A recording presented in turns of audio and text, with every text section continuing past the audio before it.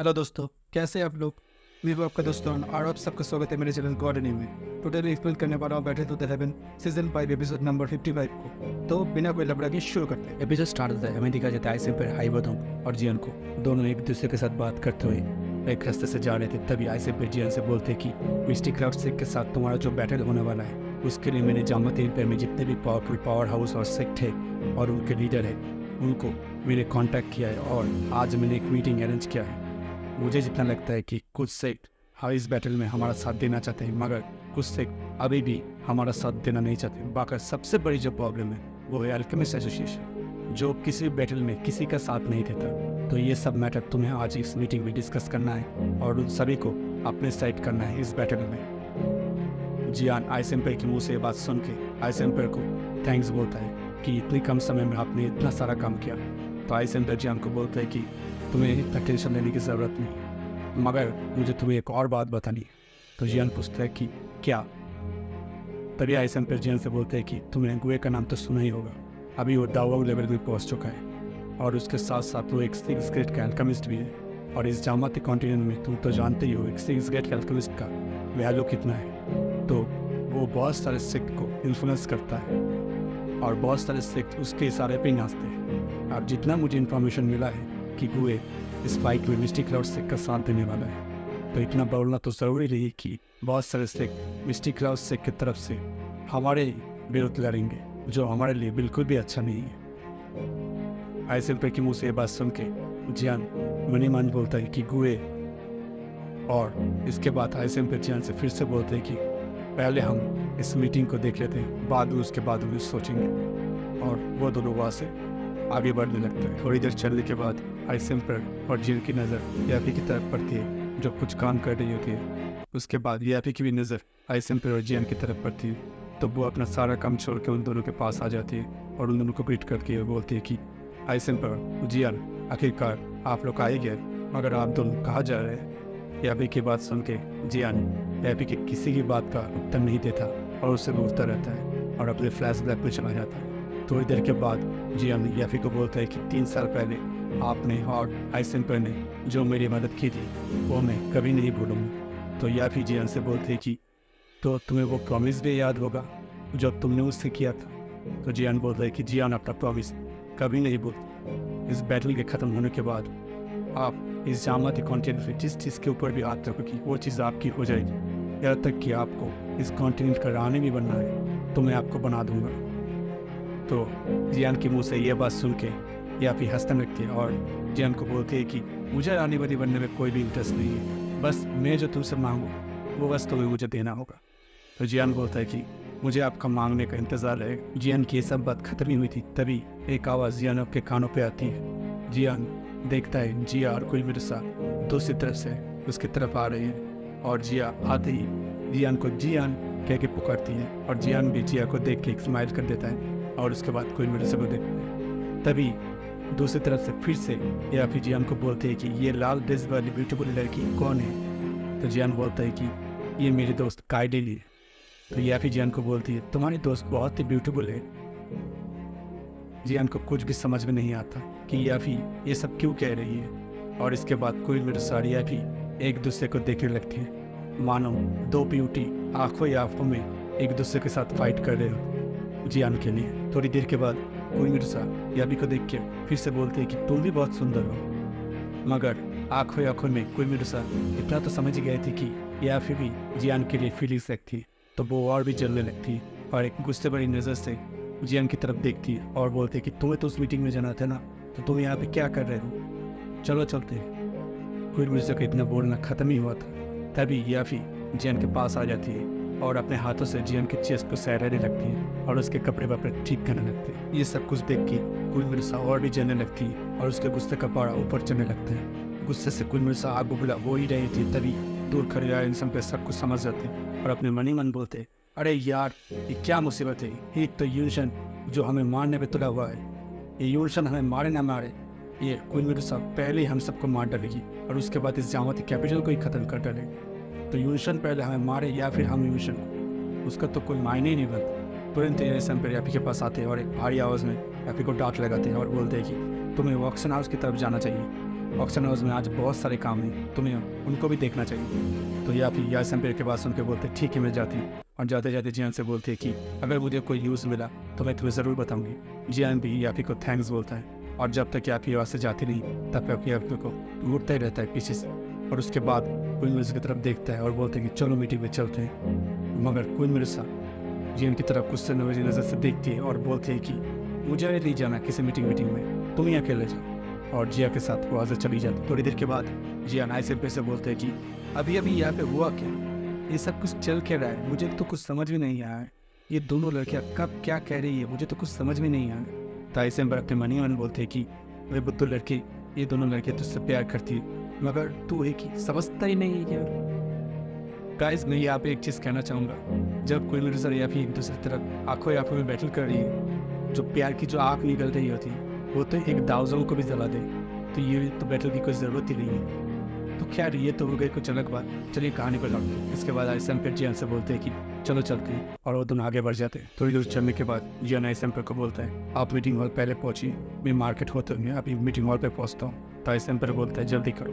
तो जियान बोलते हैं ठीक है आप पहुँचिए मैं पहुँचता हूँ। इसके बाद जियान मार्केट के अंदर चला जाता है। मार्केट के अंदर जाते ही जियान देखते हैं कुछ लोग गलत तरीके से कुछ चीज़ों का मोल भाव कर रहे थे, मगर जियान ये सब कुछ इग्नोर मार देता है और आगे बढ़ जाता है। आगे बढ़ते हुए देखता है कुछ लोग एक जगह खड़े हुए हैं, तो उस भीड़ में जाके वो खड़ा हो जाता है। वहाँ पे वो देखता है कि एक हिल्डन एक लड़की को बुली कर रहा होता है। वो लड़की हिल्डन को बोलता है कि इस फ्रूट को, इस आइस पर फ्रूट को मैंने पहले खरीदा है, तो आप कैसे मुझसे ये छीन सकते। तो हिल्डन बोलता है कि इस चीज़ के लिए मैंने तुमसे भी ज़्यादा पैसे दिए हैं, तो ये चीज़ मेरी हुई। और स्टॉल ओनर को देख के बोलता है तुम्हें क्या लगता है। तो स्टॉल ओनर बोलता है कि जो जितना पैसा देगा ज़्यादा उसे ही मिलेगा। तो शामी गुस्सा हो जाती है और वो इधर बोलता है अगर तुम्हें ये फ्रूट चाहिए तो तुम्हें ज़्यादा दाम देना पड़ेगा। तभी जियान पूरा माजरा समझ जाता है और उस लड़की को देख कर ही पहचान जाते हैं कि ये तो शाओमी है। उसके बाद वो शाओमी के पास चला जाता है। शाओमी जियान को देख के बहुत चक्कर आ जाता है और चारों तरफ देखने लगता है। उसके बाद उसका हाथ पकड़ के बोलता है कि तुम यहाँ पे क्या कर रहे हो, तुम्हें तो मिस्टी क्लाउड से के आदमी यहाँ पे ढूंढ रहे होंगे, चलो चलते यहाँ से, भाग चलते। तो जियान बोलता है तुम्हें टेंशन लेने की ज़रूरत नहीं, मिस्टी क्लाउड से जानता है कि मैं यहाँ पे, मगर मास्टर फैन कैसे है। तो शामी बोलते हैं वो अच्छे हैं। इसके बाद जियान अपनी सक्शन फोर्स से उस एल्डर के हाथों से वो फ्रूट अपनी तरफ खींच लेता है और वो ये देख के वो एल्डर गुस्सा हो जाता है। और एल्डर बोलता है ए लड़की के सामने हीरो बनता है और अपने पैसे की थोप देता है, अभी मैं तेरी हीरो बनती निकलता। तो जानता है मैं कौन हूँ, मेरा नाम मास्टर फू यान है और मैं एक 5 ग्रेड का अल्केमिस्ट हूँ और मैं एक साथ डाउन लेवल का वॉरियर भी हूँ, तो जब मैं अभी बताऊँ। और इतना बोलते ही वो जियान की तरफ अटैक कर देता है, मगर जियान अपने एक हाथ के फिंगर से ही उसे पीछे ढकेल देता है और वो दूर पर जाके गिरता है। फिर वो उठता है और जियान की तरफ अटैक करने लगता है, मगर जियान अपने 3000 लाइटिंग मूवमेंट का यूज़ करता है और उसका गला पकड़ लेता है। ये देख के सभी लोग बहुत चक्के रह जाते हैं और जियान बोलता है फामा अब भी अगर आप बाहर नहीं आए तो मुझे ब्लेम मत कीजिए कि आपके अल्केमिस्ट डिपार्टमेंट का एक 5 ग्रेड का अल्केमिस्ट मारा गया मेरे हाथों में। तो फामा पीछे से हंसते हुए आते हैं और बोलता है इसे तुम छोड़ दो, इसे जो सज़ा मिलनी चाहिए इसे तो मिलनी चाहिए, फिलहाल तुम मेरे साथ चलो, सभी लोग तुम्हारा इंतज़ार कर रहे हैं। तो जियान उस एल्डर को नीचे फेंक देता है और शामी को बोलता है कि ये फ्रूट रख लो, मुझे कुछ काम है, बाद में आके मैं तुमसे मिलता हूँ। और वो फामा के साथ आगे चला जाता है। सीन चेंज होता है, हमें दिखा जाता है मीटिंग हॉल को, जहाँ पे जामाती एम्पायर के सभी पावरफुल क्लैन के लीडर्स आ गए थे और जियान का इंतजार कर रहे थे। थोड़ी देर के बाद जियान फामा के साथ वहाँ पे आता है और अपने पूरे स्वैग के साथ सभी को देख के बोलता है कि 3 साल के बाद आप सभी को देख के बहुत खुशी हो रही है। सैंडेव जियान को देख के बोलता है कि तुम्हारा स्ट्रेंथ बढ़ गया है और मैं काफ़ी प्रभावित, इन 3 सालों में तुमने बहुत स्ट्रगल किया है। तो सैंडेव की बात सुन के जियान सैंडेव को थैंक यू बोलता है और आगे बढ़ जाता है। जियान को आके देख मुँह क्लैन के लीडर बोलते हैं सर जियान आप इस चेयर पे आके जाके बैठी। जियान उस चेयर पे जाके बैठता है और सभी को बोलता है मैं मुद्दे पे आता हूँ, इस मीटिंग में सभी को आने के लिए शुक्रिया और आप सभी लोग जानते हैं कि यह मीटिंग मैंने क्यों बुलाई है। मिस्टी क्लाउड के लोगों ने मेरे क्लैन को पूरी तरह बर्बाद कर दिया है, तो मैं भी मिस्टी क्लाउड से के पूरे एम्पायर को हिला के रख दूँगा, उसे बर्बाद कर दूँगा। बस मैं ये जानना चाहता हूँ इस बैटल में कौन कौन सा क्लैन मेरे साथ खड़ा हुआ है और कौन कौन सा क्लैन मेरे साथ नहीं है, क्योंकि बैटल होने के बाद मुझे कोई ये ना कहे कि मैं तो आपके साथ ही खड़ा था, फिर भी आपके लोगों ने मेरे लोगों को क्यों मार। इसके बाद सैंड एम्पायर बोलता है कि लगता है तुम डाउन लेवल के बहुत सारे पावर हाउस को अपने साथ लाए, मगर शायद तुम्हें पता नहीं इन 3 सालों में मिस्टी क्लाउड से बहुत ज़्यादा पावरफुल हो चुका है। हालांकि तुमने उनके 2 पावरफुल डाउन लेवल के वॉरियर्स को मारते हैं, मगर उनके पास और भी डाउन लेवल के वॉरियर्स, उनके सामने तुम्हारी डाउन लेवल के वॉरियर्स कुछ नहीं कर पाएंगे। तभी जियान सैंडेवर को देख के बोलता है, लगता है आपने मुझे हल्के में ले लिया है और काम आंक रहा है। जियान अपने हाथों से एक इशारा करता है और मीटिंग हॉल में 3 डाउन लेवल के वॉरियर्स आ जाते हैं। ये देख के सभी बहुत चक्के रह जाते हैं। और दूसरी तरफ से मूक क्लैन का लीडर बोलता है कि सर जियान, आपको क्या लगता है कि इस बैटल में हमारे जीतने के चांसेस कितने हैं, और आपको पूरा सही बताना पड़ेगा। तो जियान बोलता है 50। ये सुन के मूक क्लैन का लीडर सोच में पड़ जाता है। इसके बाद मास्टर जेल के रील से निकलते हैं और बोलते हैं कि अगर पावर हाउस की बात हो ही रही है तो ये रहा डाउजोंग लेवल का वॉरियर। मास्टर को देख के सभी के मुंह से एक ही बात निकलती है, डाउजोंग डाउजोंग डाउजोंग। सभी बहुत चक्के रह जाते हैं मास्टर को देख के। उधर 3 लोग जो खड़े हुए थे डाउन लेवल के वॉरियर्स, उनमें से वो बुढ़ा और वो लड़की वो अपनी मन में बोलते कि पहले के कोई मेरे से कम थी, इस सावयान के पास और एक डाउजोंग लेवल का वॉरियर है। शुक्र है हम इसके साइड में हैं और इससे पंगा नहीं लिया, अगर इससे ले लेते पंगा तो ये हमें कर देता नंगा। मास्टर को देख के जियान बोलते कि टीचर, आपको बाहर आने की ज़रूरत नहीं थी। तो मास्टर बोलता है कि जियान, थोड़ी दिनों में इन सबको मेरे बारे में पता चल ही जाता, तब पता चले इसके पहले अभी पता चल जाए, यही अच्छा है। इसके बाद मास्टर फामा की तरफ देखते और बोलते, यू लिटिल बॉय, लगता है तुमने मुझे पहचाना नहीं। तब फामा मास्टर की तरफ देखते और बोलते, आप वही हो ना जिसने मेरी बहुत सारे पहले मदद की थी। तो मास्टर बताते हैं कि ये तब बहुत छोटा लड़का था, मैंने इसके अंदर पोटेंशियल देखा था, तब मैंने इसकी थोड़ी सी मदद कर दी। उन दिनों मैं घूमना पसंद करता था तो मैं चारों तरफ घूमता रहता था, तो मैं इससे एक बार मिला था और इससे मदद कर दी थी एक बार। तो ये सब सुन के फामा भी उनको ग्रीट करते हैं और बोलते हैं कि मेरी हेल्प करने के लिए आपका बहुत बहुत शुक्रिया, आप अगर तब मेरी हेल्प नहीं करते तो मैं आज यहाँ पे नहीं पहुँच पाता। तो मास्टर बोलते, नहीं, मैंने तो तुम्हारी तब थोड़ी सी मदद की थी, मगर तुम जो आज यहाँ पे पहुँचे हो अपने ही दम पे पहुँचे हो। इसके बाद मास्टर जेल के रिंग में वापस आ जाते हैं। मास्टर के जाते ही जियान सभी से एक बार फिर से पूछता है कि आपका फाइनल आंसर मुझे जानना है कि इस बैटल में कौन कौन सा क्लैन मेरी तरफ से लड़ रहा है और कौन कौन सा क्लैन मेरी तरफ से नहीं लड़ेगा। जियान का इतना बोलना खत्म ही होता तभी आइसेंपर बोलता है कि जियान, कोई क्लैन तुम्हारा साथ देना दे, मेरा प्राइमरी क्लैन तुम्हारा साथ जरूर देगा, क्योंकि मैं जानता हूँ कि अभी अगर मिस्टिक क्लाउड से को रोका नहीं किया है तो मिस्टिक क्लाउड से सभी क्लैनों को एक एक करके बर्बाद कर दूँ, इसलिए मैं तुम्हारा साथ दूँगा। वो क्लैन का लीडर भी बोलता है कि सर जियान, हम आपका साथ देंगे। नालन क्लैन का लीडर भी बोलते हैं, मैं भी आपका साथ दूंगा।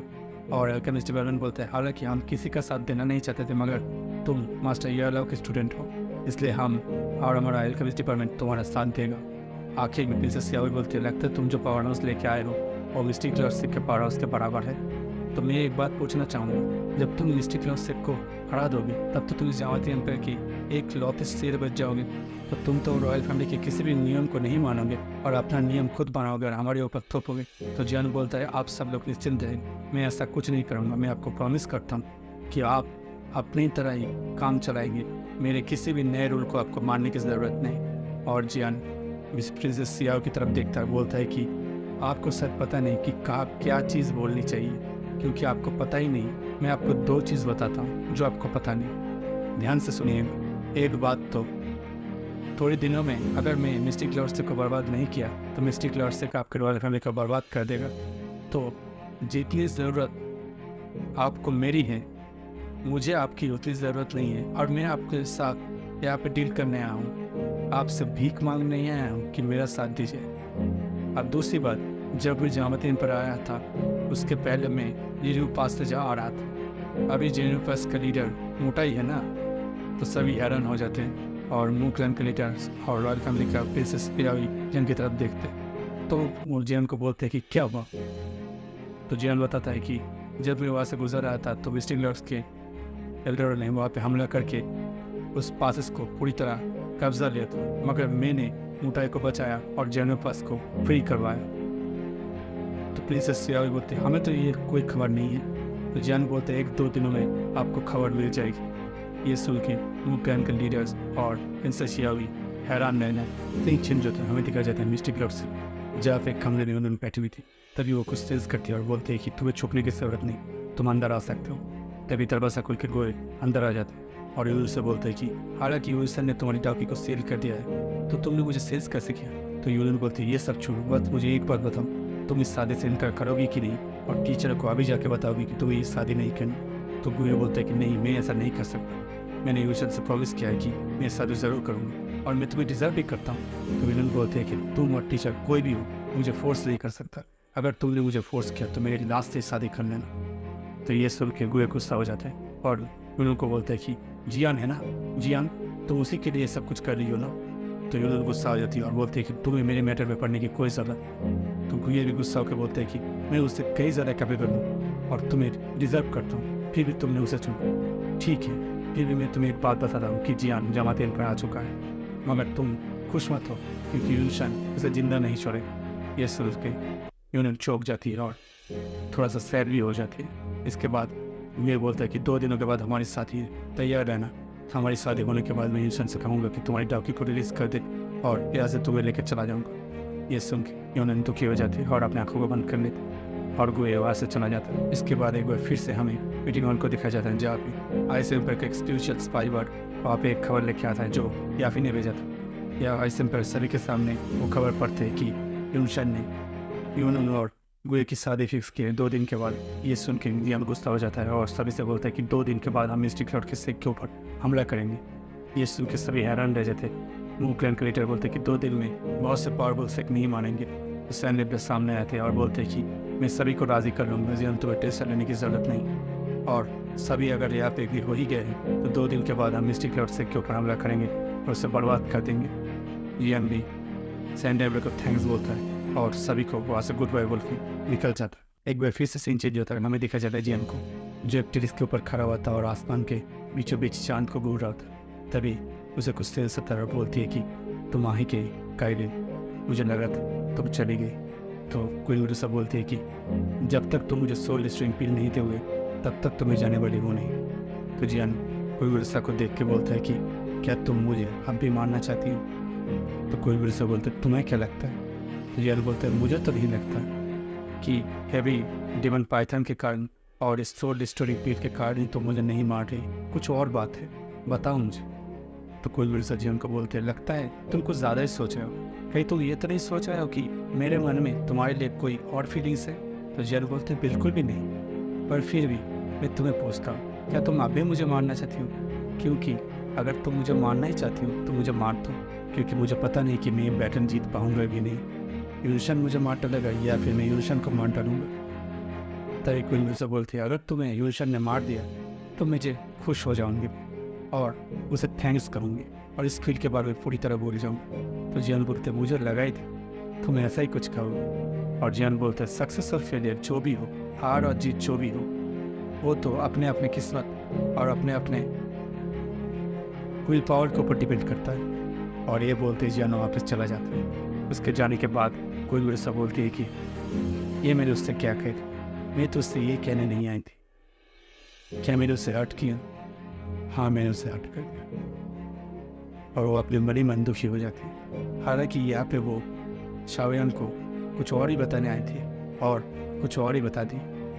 यहाँ पे वो अपनी फीलिंग्स को दबा रही थी, शाओयान के प्रति जो उसकी फीलिंग्स थी वो यहाँ पे वो दबा रही थी और वो शाओयान को बोलने कुछ वाली थी और बहुत कुछ कही और यहीं पे सीन ख़त्म हो जाता। सो दोस्तों, मैं आपसे रिक्वेस्ट करूँगा ज़्यादा से ज़्यादा शेयर कीजिए।